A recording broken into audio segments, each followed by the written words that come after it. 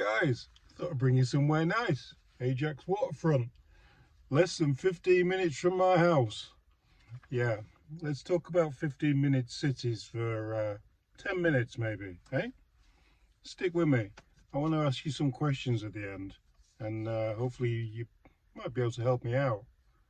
15-minute cities, what are they? And why are some people lashing out against them? Imagine a scenario where your personal movement is monitored through surveillance, or that people are fined for leaving their neighborhoods in vehicles, cars, using cameras to report your license plate. As governments become increasingly focused on climate change and sustainability, many urban planners are looking for ways to help city dwellers become less dependent on cars. Hence, the 15-minute city is not a new idea, but it's an idea that's been bandied around for a while, and it's starting to crop up now. One way to do this, they say, is by keeping the essentials for daily life, entertainment, shopping, green space, work and school close to home. The 15-minute city is an urban planning concept in which daily necessities and services, such as the above, are just a 15-minute walk or bike ride from any point in the city or town. Mine's a town. Like I said, it's not a new concept, but it's like the government are saying, oh no, we're debunking 15-minute cities. You know, it's not going to happen. But do you trust the Trudeau government on anything that they tell anyone, anytime? No, I don't either. More than 3 in 5 Canadians like what they have learned about the urban planning concept. I don't believe that. I don't believe 3 in 5 Canadians are that stupid to be locked down within 15 minutes of the home. Sorry, I'm not having that. Vancouver, BC, on March, this is going back just a month or two, March 31st, 2023, a third of Canadians only are aware of the 15-minute city concept that has been implemented in some municipalities around the world, Oxford being one, being part of the mess. So a third of Canadians don't even know about Oxford in England and about the urban planning and the mess that they're making there. In an online survey by research.ca, a representative of a national sample, 33% of Canadians only had heard about a 15-minute city. No one's heard about them. But I'm sure people who watch this up, because people who watch political programs or programs that are highlighting things that the government are doing, they're pretty well educated. 57% had not heard anything, and 9% were not sure. Awareness of the 15-minute city concept is the highest in Alberta, 41%, where the city of Edmonton, are you listening, has discussed the matter prominently within the last few weeks. Anyone from Alberta? Have you heard about the 15-minute city coming there or discussed there? Yeah, it's coming. The proportion of informed residents is lower in British Columbia, 37%, Ontario, 36%, Quebec, 32%, Saskatchewan, Manitoba, 29%, and Atlantic Canada, only 22%.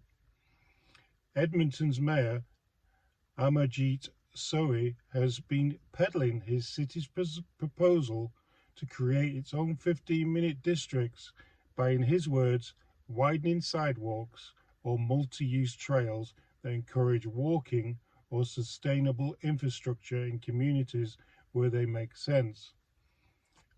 Doesn't sound like he's talking about putting cameras up and checking your license plate if you leave the area yet.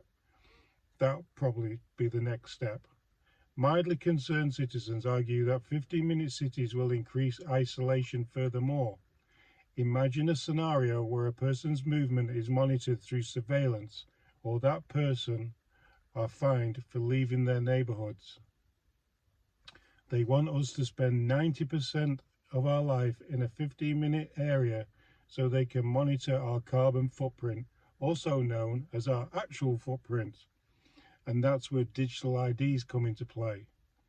Now, I'm going to do another thing with my 1980s printouts on digital IDs because you just imagine you have a digital ID, it's linked in with your driver's license, linked in with your registration number, linked in with your 15-minute city departures and returns, then they can track you.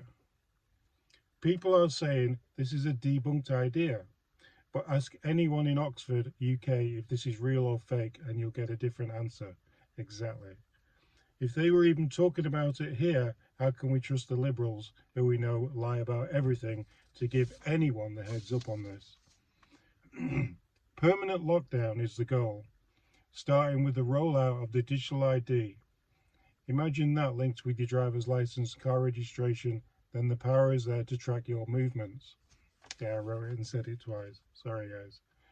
While the WEF, World Environmental Feebles, has peddled this as the Great Reset plan and a rapid post-pandemic overhaul of business models, economic systems and societies. Essentially, they argue it's a one-way path to big government socialism.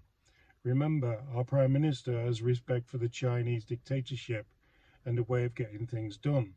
So why would he not want to do it the same way that the UK are doing it and just track everybody's whereabouts and where they're going in their cars?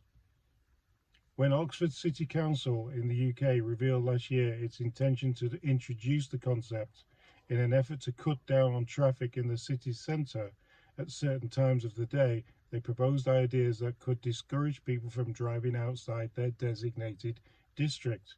Vehicle monitoring cameras designed to recognise licence plates would enforce compliance, they said, as well as having people apply for permits to travel into other neighbourhoods. Now, this is the bit that you want to really listen to. After leaving your area for a set number of times, 100 times was planned, you would then suffer fines for leaving your designated area too many times, over the 100. It is not about restricting movement, monitoring people or tracking an individual's carbon emission, Edmonton's district planning website clearly states. Rather, it's about changing the way Edmonton plans and supports development and growth and moves us closer to our vision for a more connected, prosperous, healthy, climate resilient city. See, there's that word again, climate. Anything that they put climate on, they want to do. So what I wanted to ask is there anybody in Oxford, England, watching this? Have you noticed any differences? The cameras, like the ultra low emissions cameras, have you noticed any barricades up in the streets stopping ambulances or people from getting through in the cars? Are you having to use the ring road to get around Oxford? In Edmonton, have anything in the papers or anything online there in anywhere in Alberta to confirm any of what's been going on, well, what they're writing about online? Have you seen any of that? If you have, just drop me an email or a comment. Let's put our heads together and see what the heck's going on here, guys, because there's really not enough people talking about it. And let's think about digital ID that's coming to Canada, whether or not they're going to incorporate that in with all of this that's going on. That would be a scary thing for Trudeau to have power over. And the other thing with the digital ID is it's a code breaker scammer's dream, isn't it? That everybody's got everything on the phones. Okay, till next time. Thanks for sticking around if you stuck around till now. Cheers, guys.